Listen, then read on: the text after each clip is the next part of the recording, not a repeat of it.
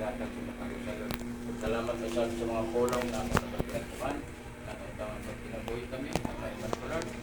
Hindi lang karon ang pati magpagbalik na mag-grateful kami ka kami. Salamat. Ayun, sa tatang kayunan. Ako nag-aampo Lord na ikaw sab.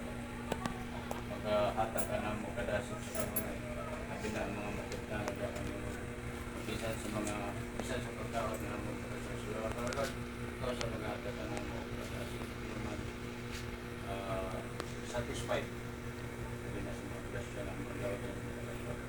Bulag ito na mo kung wala ikaw. Protection isa, ang kalisahan mo sa sosyedad. Sa itong saan, mga matagusang ang mag-ulit sa patagkan ng mga Lord.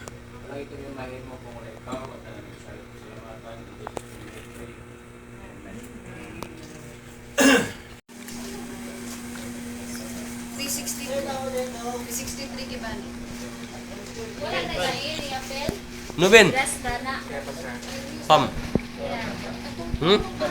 Bro, naka-order na na kasi hindi yan lain. Nakauna doon yung matansin. Well, lagi siya maglaong. Kaya nga na high blood siya na. Well, inuod kami ito, te. Kay? Pagkabayan ni Tina na. Ato ba prayer meeting? Umay ba dyan? Gabi to, gabi to ko. Ano, birthday ron? Ano, nakuha? Week of May ang schedule, maghatag, maglista.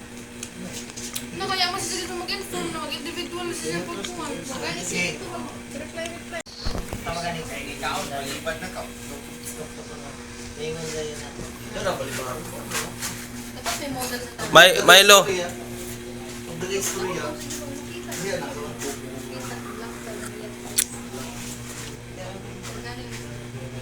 Monthly prayer meeting po namin to.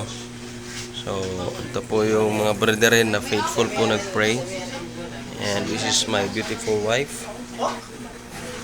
Gabi ka sa